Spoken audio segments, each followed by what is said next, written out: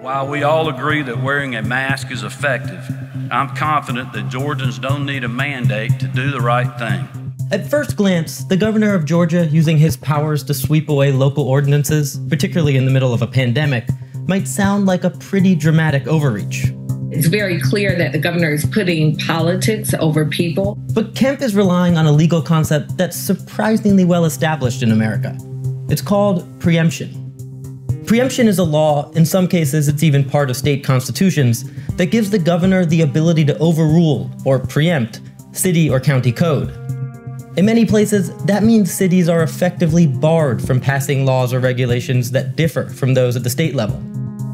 The principle here, at least to advocates of preemption, is that governors should be able to ensure uniform rules across the state.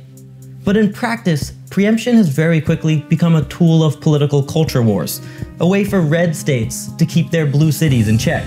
Kim Haddow works with cities to resist these moves. It has absolutely been weaponized. I think people don't understand the scope of state preemption that's occurred in the last 10 years.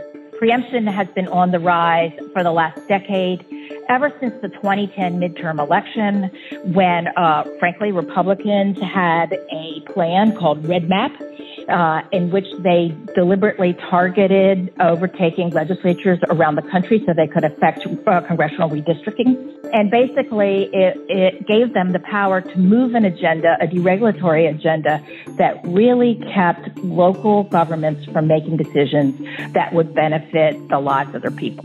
Almost every state has some form of preemption on the books. But according to research by the National League of Cities, it's predominantly been used to block progressive causes. Among the things that have been preempted in recent years, citywide plastic bag bans, paid sick leave, even increases to the minimum wage. Another big one is firearms. Almost every state has preemption rules that specifically target gun laws, meaning a city trying to, say, ban assault rifles within city limits, like Pittsburgh tried to do after the Tree of Life massacre, will quickly find those restrictions invalidated. With COVID, preemption hasn't just happened in Georgia. In Arizona and Texas, governors there insisted on sticking to their Memorial Day reopening plans, even as cases began to skyrocket. Mayors in cities like Phoenix and Houston begged for permission to keep bars and restaurants closed. Those are the kinds of situations that Kim Haddow says makes the loss of local control more than just an abstraction. This is a fight about keeping people alive. I mean, I cannot stress it. This isn't a fight about who should have the power here.